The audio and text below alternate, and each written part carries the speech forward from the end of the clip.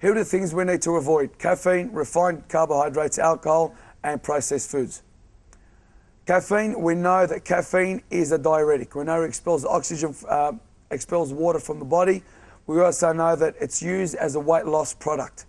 Most of the time when we go out and buy weight loss products, what we're buying is high doses of caffeine. People say to me, I use a decaf, but the decaf bean, they use a Robusta bean that tends to have a high fat content. The short-term effects include some of those there, and then the long-term effects there as well. So when you start to twitch like that, you know you've increased your caffeine dose.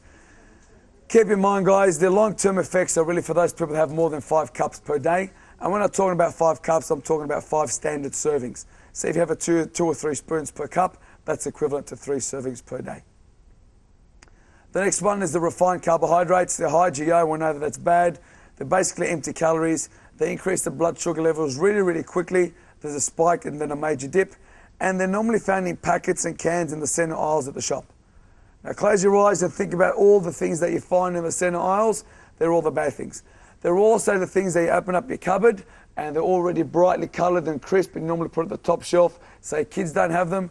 And they're also the things they normally eat once you put your kids to bed because you really know they're bad and you don't want your children to eat them, but you eat them yourself.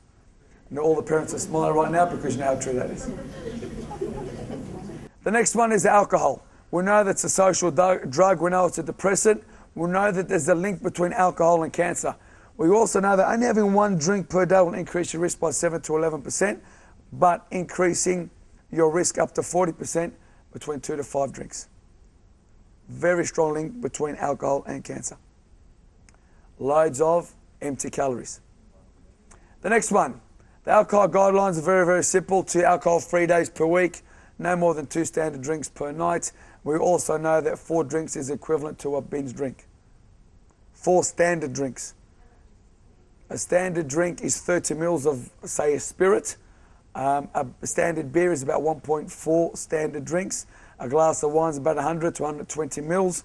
So when you're having 2 or 3 full cups of wine, you've probably had a binge drink. Now, keep in mind that a wine glass, when it's filled at a restaurant, is only filled about halfway, just under halfway. Now, when you're at home and you pour yourself a glass of wine, most of you will fill it up to the top. That's probably equivalent to 2 to 2.5 drinks. So when you're having 4 or 5 glasses of wine, remember I spoke about all those calories? Now you know why it's a problem. Okay, 2 standard drinks is equivalent to a meal between 250 to 400 calories, 2 standard drinks. Now, have 10 standard drinks because it's your birthday. Your body doesn't care if it's your birthday. You're now up to a couple of thousand calories. All right? This is the processed food. It's very high in calories. And we know that the additives and preservatives are in there to promote shelf life. I can also tell you guys that some of the additives and preservatives put in these packed foods have a strong link with cancer. So what does keep it real mean? The closer to Mother Nature the food is, the healthier it is. And so what we're talking about is apples and apple juices. We're talking about fresh fruit and canned, and fish versus canned fish. Fresh fruit versus canned fruit. We know that nutritious eating versus multivitamin. Oh, Ray, I eat whatever I like, but I'll take a multivitamin. That's not really the answer.